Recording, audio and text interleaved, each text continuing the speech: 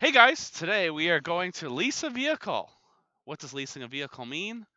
Well, you're basically renting the vehicle for 2, 3, or 4 years.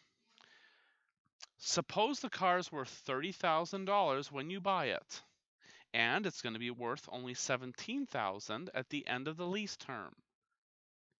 The car will have depreciated in value by $13,000 over that time. When you are leasing a vehicle, you are only paying for the decrease. You're not paying for the entire value of the vehicle like you would be when you are purchasing a vehicle. You're only paying for how much the vehicle goes down in value. Now, one of the things we didn't do yesterday that we are going to do for this lesson is we're going to observe taxes. We're going to assume that everything yesterday was taxes included, but today we're not always going to assume that. We're going to do calculations with taxes where appropriate. Some places it's not appropriate, and we'll see where and when to use the taxes. So the provincial taxes are given here. Now these, to be perfectly honest with you, these might have actually changed, but I think, um, actually I know actually I think that's okay. No, actually in Manitoba that's not okay because now in Manitoba, just to be clear, the PST is not 7% anymore. The PST in Manitoba is 8%. Okay. Okay, so it's 8% in Manitoba for the PST. Most everything else should be okay. But you know what? If we're doing any kind of calculations, you can just use whatever's here. And if it's off or wrong, it'll get updated down the road and it's perfectly fine. So those are the tax rates. Okay. So here's some definitions that are specific to leasing a vehicle. The residual value. This is the predicted value of the vehicle at the end of the lease. Depending on the vehicle, it could be anywhere from 25 to 65% of the retail price of the vehicle. It depends on the length of the lease because the longer you own a car, the more it'll depreciate. No matter what type of vehicle it is, it's going to go down in value the longer you have it. The security deposit is an amount of money, usually slightly more than the equivalent monthly lease payment, paid just in case there's some damage to the vehicle over the course of the lease. If there isn't, it's refunded. Some dealerships will require a security deposit, some will not.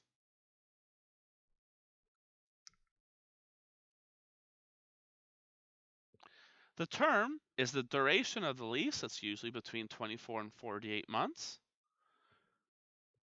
The acquisition fee is the fee the manufacturer charges to set up the lease agreement. To be perfectly honest, this is a ripoff. They're just basically charging you for all the paperwork. So they're going to charge you a few $100s for that. The excessive kilometer charge. Here's something big about leasing a vehicle. When you lease a vehicle, there's a limit on how much you can drive it. Now, you can go above and beyond that limit, but be prepared to pay a certain cost if you do that. So your limit would be somewhere between 20 to 24,000 kilometers a year. Since it typically costs 7 to 15 cents per kilometer above your limit, the excessive kilometer charge could add up quickly. It's often cheaper to buy extra kilometers ahead of time, even if you don't use them all, than pay for extra ones at the end of the lease. So you do have a limit of how much you can drive the vehicle while you lease it. So if you're planning on any cross-Canada road trips, you might want to watch when you lease a vehicle. Depreciation, we talked about this last class. Basically, how it goes is this. Cars are going to go down in value. The only exception are collector's cars. How much it goes down by is the depreciation.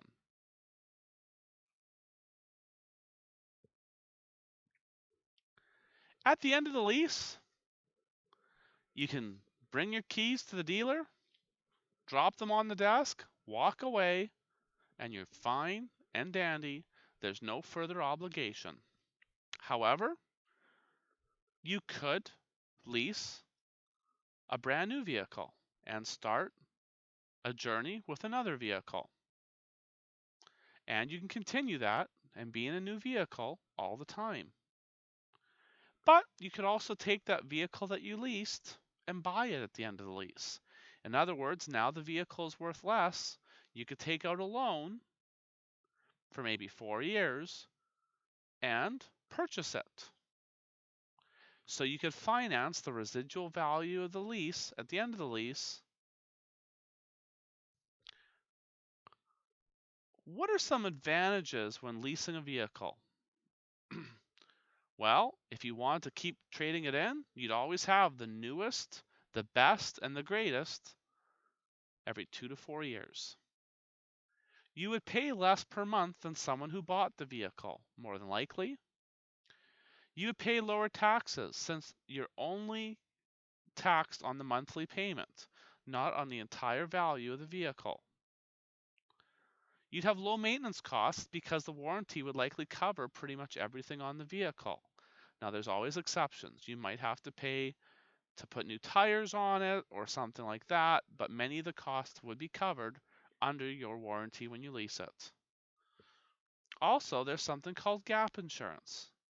If you're involved in an accident in a leased vehicle, this pays the difference between what is still owed on the vehicle and what your insurance company will pay. This insurance may be included in some leases, but can be purchased separately if it's not. What are some disadvantages to leasing? Well, it's a contract. And like a cell phone, once you have the car, you're stuck with it for as long as you sign on for. If you sign on for 4 years, you have to keep making those payments for 4 years. If you scratch the car up, put dents in it, maybe bring your cat in your car and it rips up the upholstery, there could be wear and tear charges. If it's your own vehicle and you don't mind that, there's no problem. But if it's a lease vehicle that you're giving back, there could be a financial hit that you would take. When you purchase a vehicle, you build up credit because you go through banks and you take out loans and stuff like that. Leasing, you do not build up your credit. And if you wanted to zip down to, I don't know, Grand Forks, North Dakota or something, you might need permission before you leave the country. And at the end of the day, leasing a vehicle is more costly than actually buying it. Businesses or maybe government agencies commonly lease vehicles, but individuals generally don't. Now, again, there's always exceptions to that. So just be aware when you are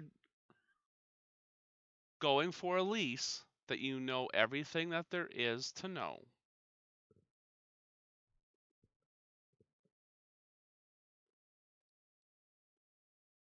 Here's some examples.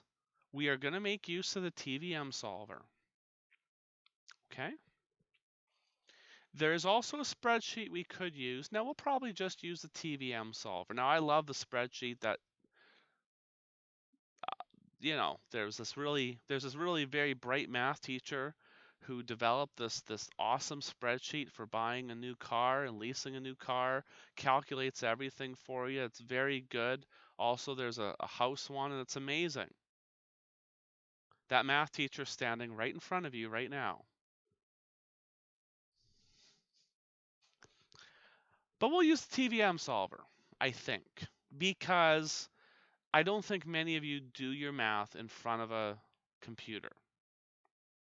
I mean, we could. There's some math classes that would do this class and everyone would be on a computer and actually everything would be done on the computer, but we don't do that. So we'll try to just use the calculators. Neil is going to lease a car from a dealer in Brandon, Manitoba. The car costs $22,365 and has a residual rate of 47%. There is a security deposit required when Neil signs the lease. He has a down payment of $2,000 and he must pay an acquisition fee of $595. The interest rate is 6% and he's going to pay for the car monthly over 3 years. How much depreciation is on Neil's car? So, what we're going to have to do is figure out how much the car goes down in value. Well, if the residual rate is 47%, that means the car goes down in value the opposite of that, which is 53%. So we're going to figure out, what's that? These two add up to 100. Okay. We're going to figure out what 53% of the cost of the vehicle is. So we're going to figure out, I guess we can do that right here. 53% of $22,365.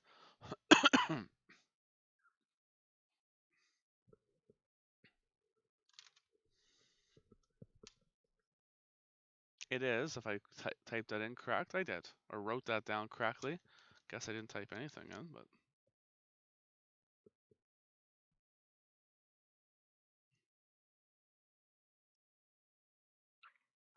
So the amount the vehicle goes down by is $11,853.45. That's how much how much value the vehicle loses in the 3 years. So, what's left? What is the residual value? Well, that is for A. The residual value is B, and that's going to be 22,365. Take away 11,853.45, and that's going to be $10,511.55. That's how much the vehicle is going to be worth at the end of 3 years. Okay.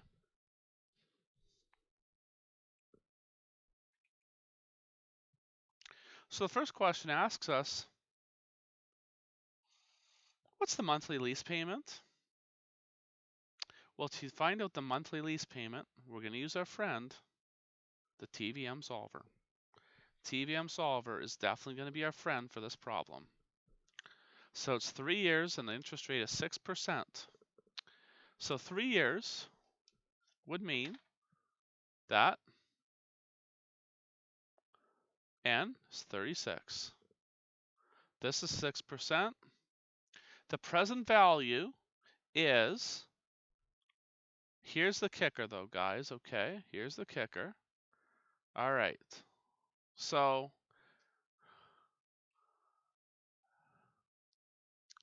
we need to go from 22,365, which was the cost of the vehicle, down to the future value will not be 0. The future value will be, you know what? I guess we could. Good catch. The future value is going to be the residual value, which is $10,511.55. $10,511.55, and that's -2, my bad. So just insert, if you didn't put a negative sign, you can start over, or you can just go second, insert, and put negative sign in front. It's the residual value.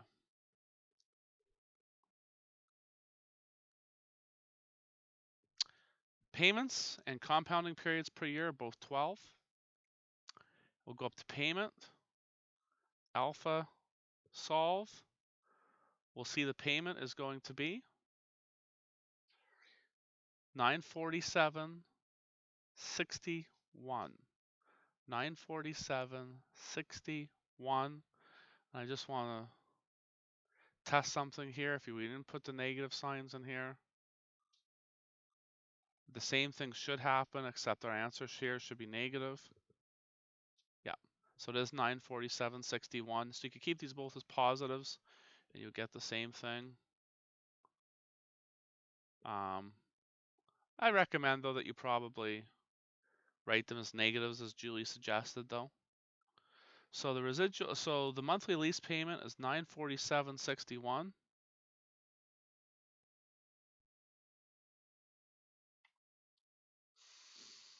That's part C. So $947.61 is, well, actually just a second here.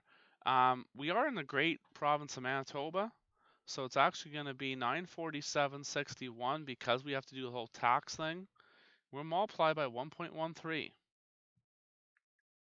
So it's $947.61 times 1.13, and we get $1,070.80. $1,070.80 is the monthly payment, including taxes, because that gives us the price including taxes. If you wanted to find just the taxes, you can multiply by 0.13 and then add it on together. Mathematicians are lazy. We don't want to do anything the hard way. So I'm going to multiply by 1.13, and then I don't have to multiply and add. I can just multiply and be done with it. Okay? That's part C. That's the monthly lease payment, including taxes. So, present value. Am I happy with that? I think so. Present value goes down to a future value of that, because we multiplied 950 by 36. Oh, that sounds high, though. That sounds really high. Sounds too high to me.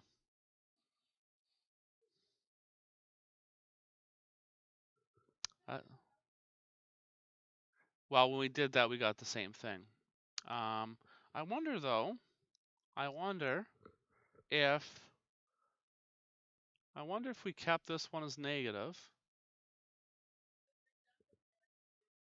and we keep that's positive, and now solve for this, we get 413.16. Times 36. That makes a lot more sense. 22,365 is negative. Okay. 22,365 is negative. And your future value is positive. So one's negative, one's positive. And when we do that, yeah, the answer makes way more sense. It's $413.16. And we can verify this too. Because I'll show you that spreadsheet I've got. So I told you about that spreadsheet. Here's a spreadsheet here. Oh, that's not where I want to go. I want to go to the 12 one. If we go spreadsheets here, I've got a spreadsheet on buying and leasing a car. And yeah. And the spreadsheet's right here. Somewhere in this massive pile of things, I got an extra copy of the lesson. There it is. So if I actually enter this in here,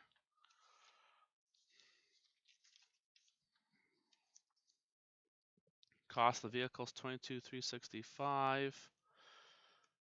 That's 13%. No trade-in value, no down payment yet. I made this, yeah. Wait to see my other one. That's even more impressive. 4 years? No, 3 years.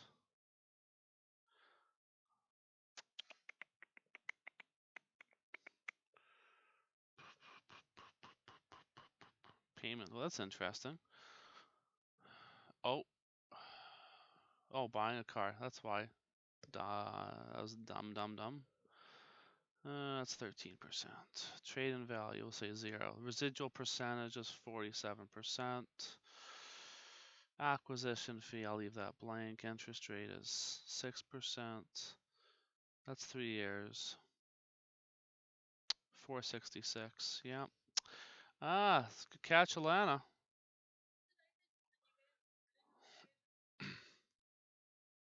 That's a good catch by Alana there. Okay. So again, good catch by Lana. PV has to be negative. FV has to be positive. So I'll just do this and put it over top. And I can do that all over again. No, that's no big deal. We're going to take $413.16 and multiply that by 1.13. And when we do that, what do we get? 466.75. Good.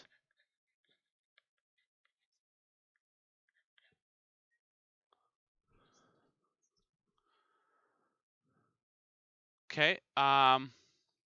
That's a monthly lease payment.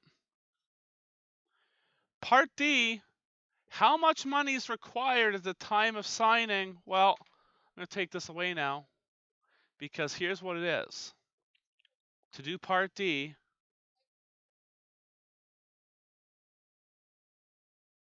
yeah, you have to multiply by 1.13.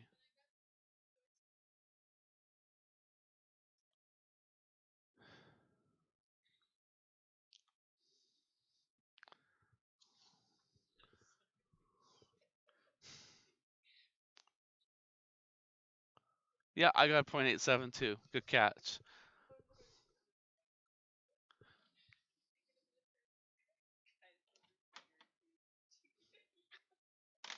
Okay. All right, Part D. How much has to be paid at signing? So here it is right here. You want to write this down. The acquisition fee plus one lease payment plus the down payment plus the security deposit. They all have to be paid at lease signing. So if there's ever a question of how much has to be paid at lease signing, it's all of these things. That would be a great thing to go on your pink sheet. Yeah, one lease payment. That's why it says one lease payment here. So the acquisition fee,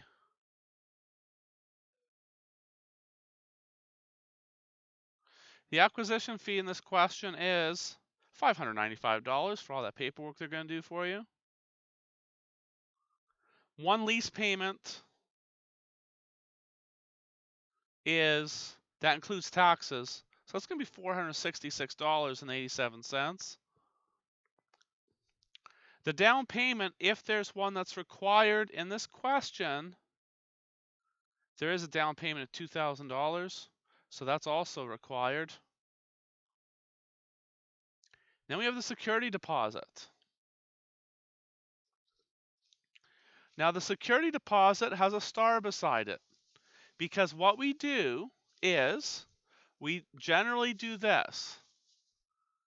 Unless we've been given a certain value, and we aren't in this question, we take the monthly lease payment and round it up. Now here's how we're rounding it up. We're rounding it up to the nearest $25. So we'd round this up no matter what. We don't round down. We round it up to the nearest $25. So if we round up from 66, we get 75. So the security deposit is 4. Oopsies, that's not a 4. That's like a Y. $475. So we bump 466.87 to 475 because it's to the nearest $25.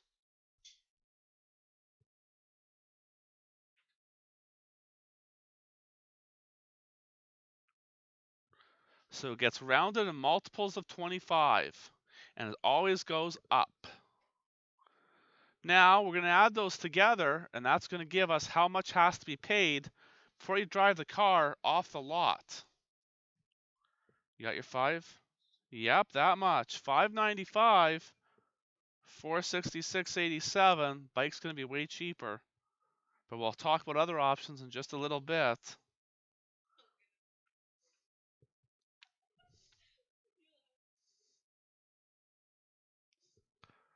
My uncle, who's well above 60 years old, loves rollerblading, does it all the time when they go on vacation. Yeah, yeah, just like skating. Okay, so part D, that's how much Neil has to pay before he drives the car off the lot. Okay. He Okay, part E, because we're not done yet. How much does Neil pay for the car over the term of the lease? You're going to want to write this down. It's going to be the trade-in, if there's a trade-in. There's no trade-in in this question, plus the down payment, plus the payments. So to find out how much Neil pays over the life of the lease, we take the down payment plus all payments. So the down payment's 2,000 buckaroos. All payments is 466.87 times 36, because we're doing this for 3 years. So that's how much is paid over the life of the lease.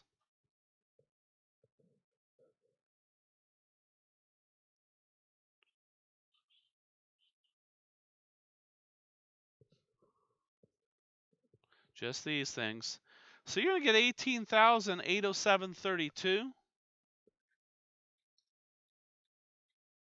is how much is paid over the life of the lease. Now, if you go way back to the top of the page, you'll see that the car goes down. Actually, we didn't even take into account the down payment. Ooh, that would have changed things a little bit. What's that? That would have changed this right here. But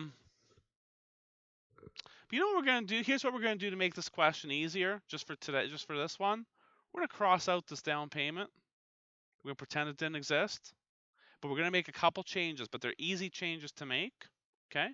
The changes we'll make are this. There's going to be no 2,000 here. So now this is going to be just $1,536.87. Okay? So, and yeah, hopefully Sky is not doing this in pen.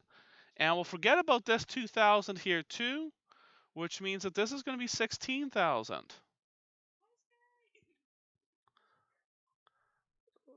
No. Well, she's not going to watch this probably until she gets back after spring break anyway. So you can say hi to her when she comes back.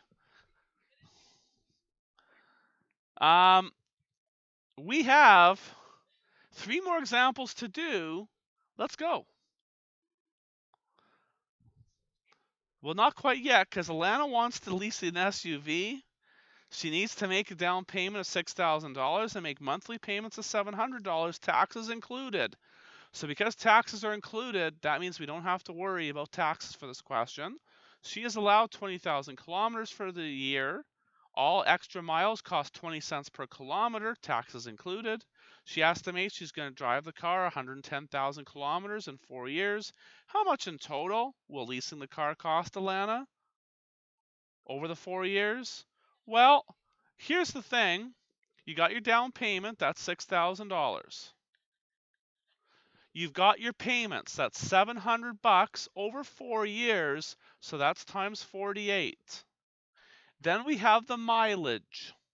Well, if she's allowed 20,000 per year, then that means over 4 years she's allowed 80,000, which means that she's 30,000 over. So we're going to go 30,000 and we're going to multiply that by 20 cents per kilometer to figure out what her excessive kilometer charge is going to be. And once we do this multiplication and add it together, we're good to go. So this is going to be $6,000 plus 700 times 48. So 700 times 48 is 33,600 plus 30,000 times 0.20, so that's 6,000. So that's going to be 45,600 she'll pay to lease the SUV over the 4 years. Well, it depends on what the SUV looks like and what it's like, but I'm going to be honest with you guys here. This kind of question, because of its simplicity, no monthly payment calculation, excessive mileage, this is a question you want to put a star beside, because I'll be perfectly honest with you, I changed the numbers and I changed the name, but this question came off an old provincial exam. There was more to it. There was comparing the cost of buying to leasing, which we'll do in a question later on in this lesson. But these types of calculations are very, very well seen on the provincial exam. So it's a very good thing we got that example in with at least the 3 of you, because very important, and you will see that time and time again. Got a couple more examples to go. Now it's all about Julie. Fair enough. Julie is interested in a truck in Swan River. The dealer tells her that the price of the truck is $42,865 and can be bought at 4.45% financing over 5 years. Julie can also lease the vehicle for 3 years at an interest rate of 6.05%.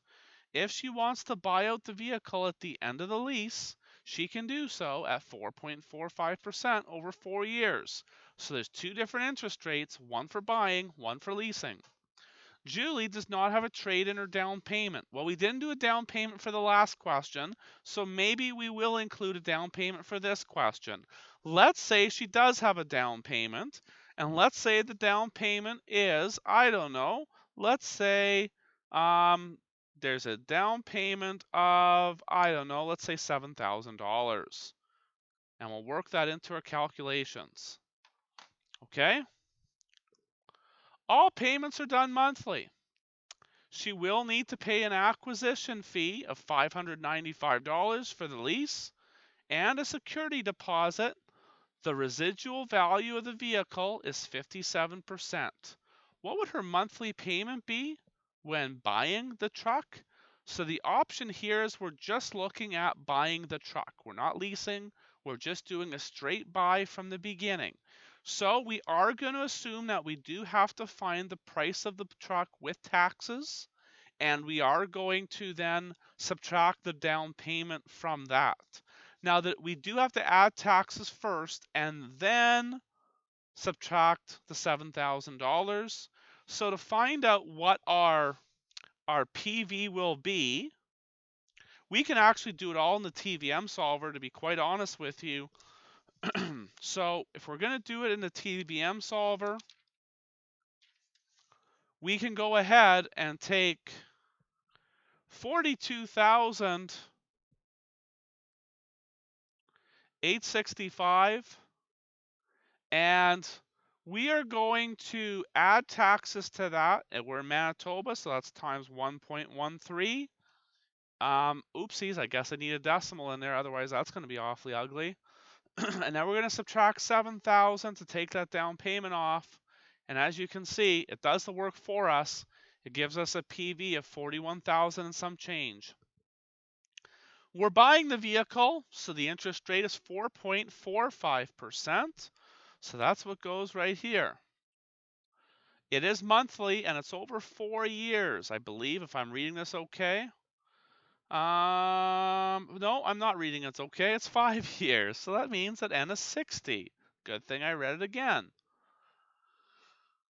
We don't know the payment, although we'll be looking for it in a second. The future value is 0. PY and CY are both 12. So now when looking for the payment, we will solve for the payment. Alpha solve. The monthly payment is $771.58. So we're going to go ahead and take that there. Go edit copy.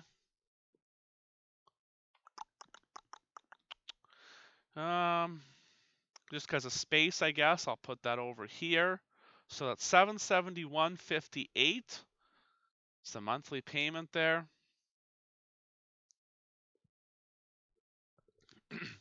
How much in total does Julie pay for the purchase of the truck? Well, we're going to have to take her down payment plus all of her payments. So the down payment was $7,000. Plus we're going to take $771.58 times 60. Well, I'm not sure I had enough room for this here, but maybe I'll move it down. That's probably a good idea to move that down because I really don't think I had room for that. That's part B. 7,000 plus 771.58 times 60.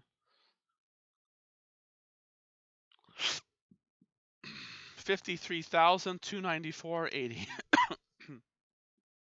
53,294.80. Common sense needs to kick in these questions too, guys. And what I mean by that is what you have to do is you have to take a look at how much Julia's paid for this truck. She's paid $53,000 for this truck. The truck was initially a $42,000 truck. If you do some calculations and you find that Julia's paying less for her truck than the cost of the truck, then you know that you'll have done something wrong. So make sure that the numbers make sense from you that you get from the TVM solver. If they don't make sense, go back and check them again.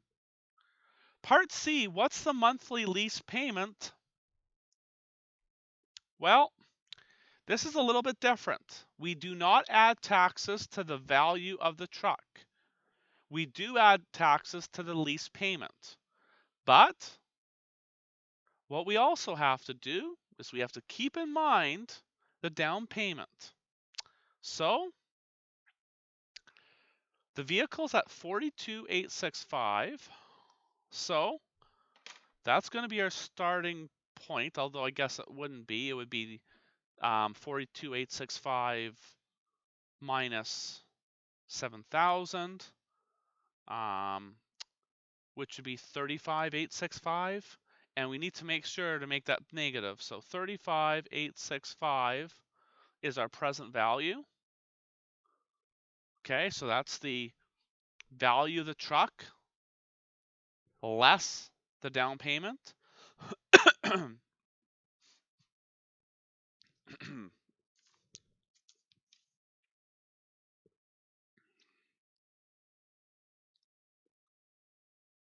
Now,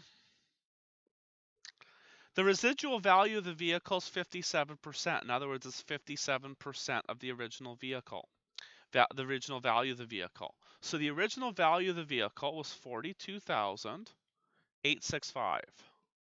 That's the original value of the vehicle.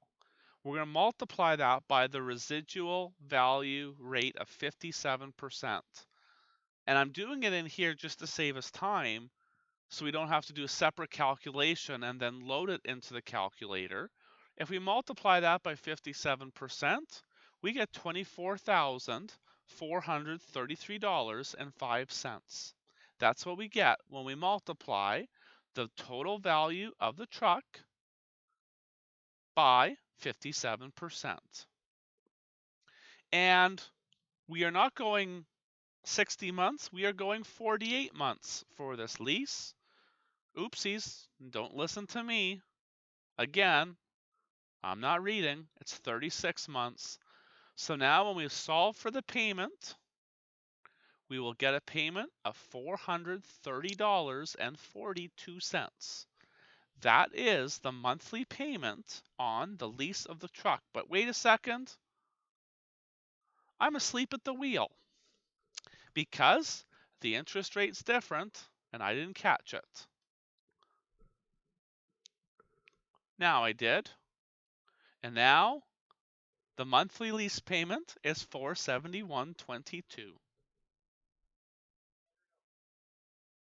How you doing, Malcolm?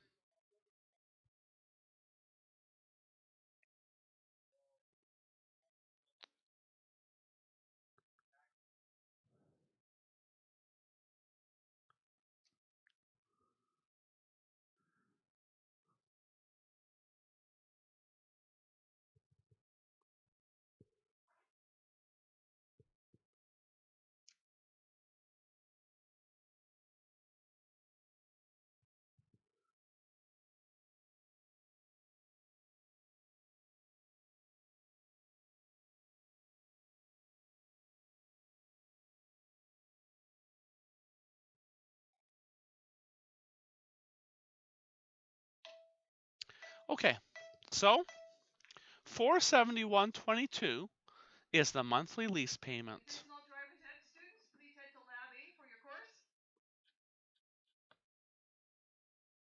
That's the monthly lease payment. And we will go ahead and take a screenshot of this. Driver's ed students, it's your knowledge test, so please be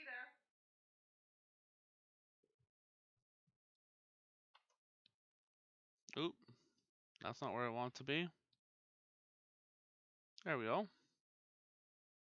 Okay, so part C, that's the monthly lease payment. Now that's not the monthly lease payment including tax, because we do have to find this with taxes. So it's $471.22 times 1.13. We are still in Manitoba.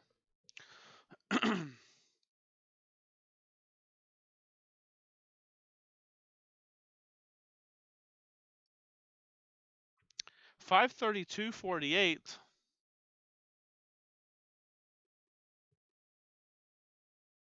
That's going to be the cost of leasing the truck every month.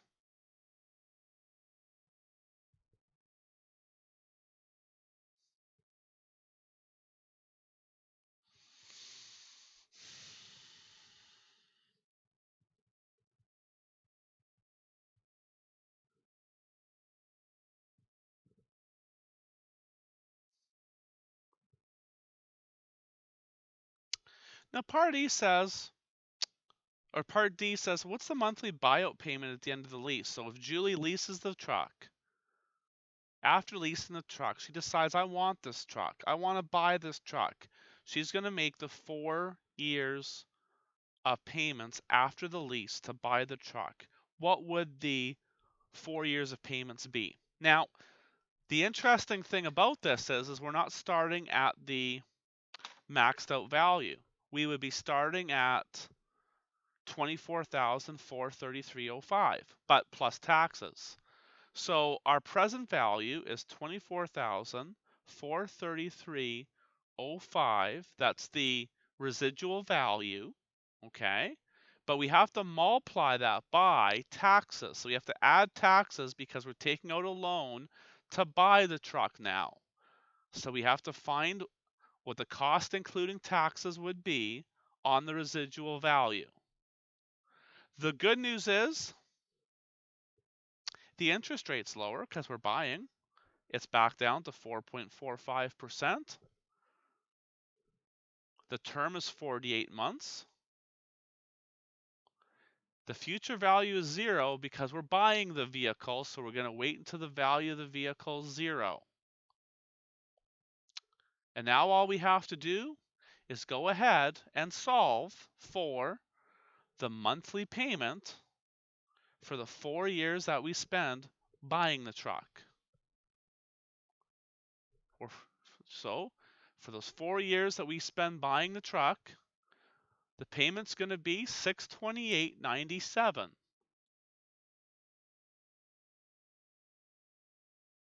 So bring that over here.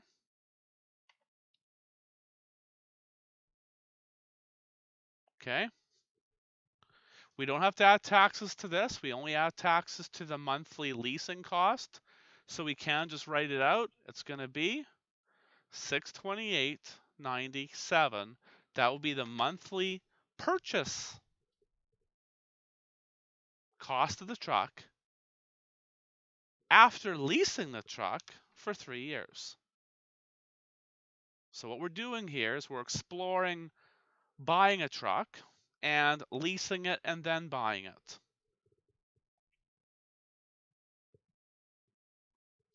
So if we go back to the very beginning of this question, the monthly payment if we were just buying the truck was $771.58. Now, if you think about that and you're doing your monthly budget, that's a fair bit of money. It's almost $800. But when we go the lease and then buy, the amounts of money are significantly less than $771. The problem is, instead of paying it off in 5 years, it takes 7 years of payments. So it's a way of extending the payments over 7 years but you pay less per month. So it's all about what you want. Do you want to pay it off sooner? Well, if you do, you'll save interest for sure, and you'll save money in the long run, but you'll pay more per month. And again, you have to juggle things like housing payments, groceries, entertainment, and anything else you want to spend your money on. So you have to make sure to pick a scenario where the monthly payment fits into your financial plan. Okay? Now, Party asks, how much does Julie pay altogether when she leases and then buys out the truck? Well, when she leases and buys out the truck, she does make a down payment of $7,000.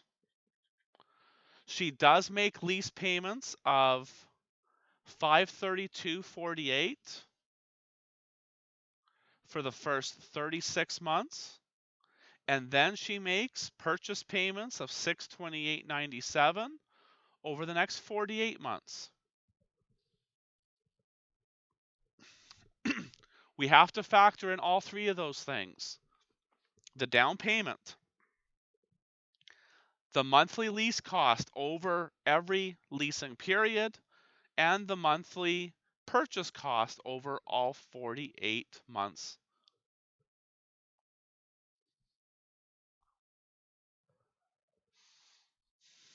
Now, it'd be very handy to do that calculation on your calculator because, well, the calculator can definitely handle those types of calculations.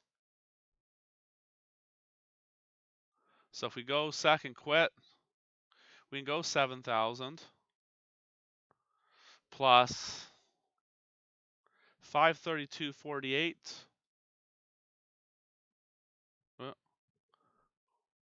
532.48 times 36 plus 628.97 times 48. So we can do it all in one line on your graphing calculator, and when we do that, we get 56,359.84. So 56,359.84. And if we compare that to what we got in Part B was only $53,000. So if you spread it out an extra 2 years and spend your first 3 years leasing the vehicle, you're going to pay an additional $3,000 in interest. And you'll also have to put up with the restrictions of leasing, which means excessive kilometer charge, which means whenever you're renting something, you can't really modify it too much. Okay? If you want to put a bunch of decals on your car, doesn't matter if you're buying it, but if you're leasing it and you don't know if you're going to buy it, you can't be putting all that stuff on because eventually you got to give the car back. So Part F asks, which option saves Julie the most money? Well, if we're just, and when we're talking about the most money, it's implied that we're talking about over the course of the whole term. So we'll lead off with that over the course of the buy or lease buy scenarios.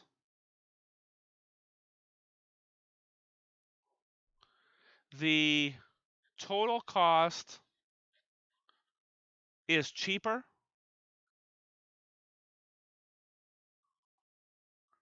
when purchasing the vehicle. And that goes back to one of the first points we made near the beginning of this lesson. Leasing is not cheaper than buying. That is a fact. Generally speaking, leasing is going to cost you more. Now, is it a lot more? Nah, it's $3,000 over 7 years. What's $3,000 over 7 years? Maybe $400 a year, just over $1 a day more. So it's not a huge difference. But the opposite of that would be it's $4,000 or $3,000. $3,000 is a lot of money. So it all depends on how you look at it, whether that's a lot of money or not.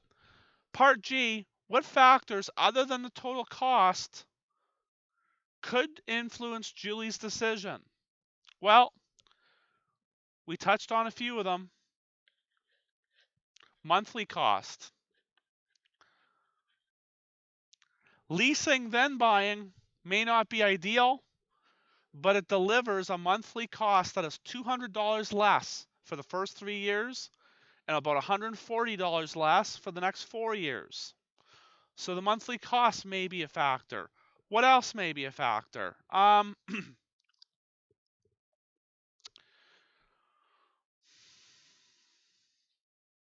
Leasing is a shorter commitment. In other words, she could choose, and it doesn't happen in this scenario, but she could choose to lease the car for 2 years. And if she absolutely hates the car, give the keys back to the dealership, you're on your way. You don't have to worry about it. You're fine. Okay? So in these questions, total cost is something that's often asked about or mentioned, but oftentimes it's reasons of monthly cost. It's talking about that leasing is a shorter commitment. Those are also important factors. Explain questions like this are very common on your provincial exam. I guarantee you'll have a couple of them for sure. Maybe not for financial math, maybe they'll be in other units, but whenever there's an explain question, you need to make sure to be very clear in your description. If you just say something like it's cheaper, what's cheaper? The monthly cost, the overall cost? You need to be concise when you are explaining things, and you need to make sure it's clear what you're talking about, or you will not get the marks on the explain questions on the exam. Okay, speaking of explaining, we've got a little bit to discuss, a quick example, and then we are done, done, done, done, done. Over the last couple days, we've looked at how much it can cost to buy or rent a vehicle, or not rent, but lease a vehicle. And there's been a bit of sticker shock. People have even joked, let me get a bike. I'll just have a bike. But you know what? You don't have to buy it or lease it. There are other options. You can rent a vehicle if you live in a large enough center. Like Winnipeg, you could rent a vehicle. Now I'm not talking. You could go to like Budget or whatever United Rent a Cars or whatever there is here. Okay. Now a rough guideline could be anywhere from $25 to $50 a day, and if you only want a vehicle for a day or two, that's probably pretty ideal. But if you rent a vehicle, you will have a limit on the number of kilometers you can drive the car, and if you go over that limit, you'll pay a heavy premium. But if you live somewhere like Winnipeg, you can also look at other things like busing. If you took the bus in Winnipeg, now these numbers are a bit outdated, I'll give you that, but they're not wildly different today.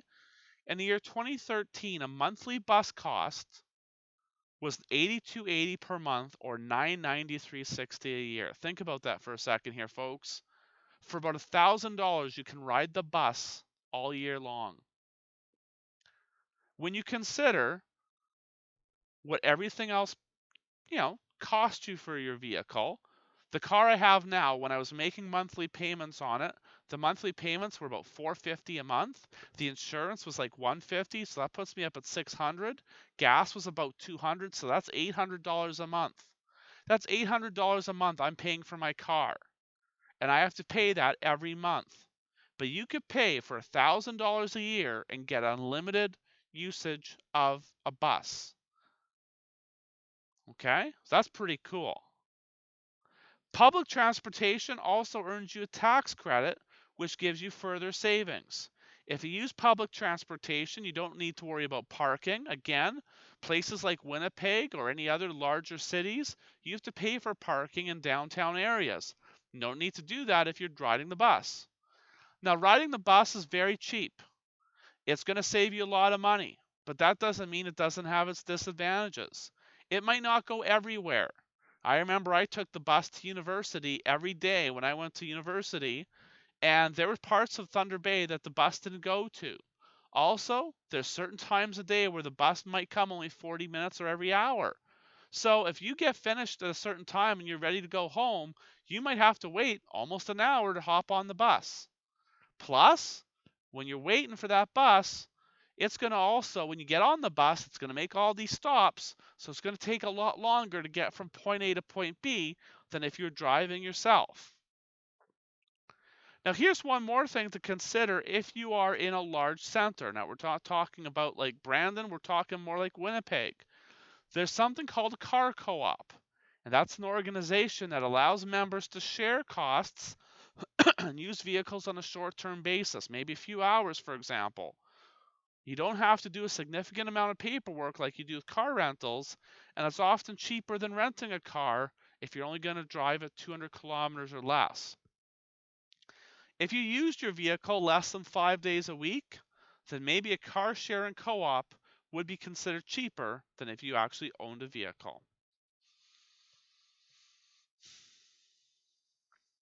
We have one more example, and it's just an explain question. Malcolm needs transportation from the apartment he is renting in Winnipeg to the University of Manitoba, where he is taking his art courses. He works as a stock clerk at a department store at nights on the weekend. What type of vehicle should Malcolm get to best suit his needs? You say a bike. Why?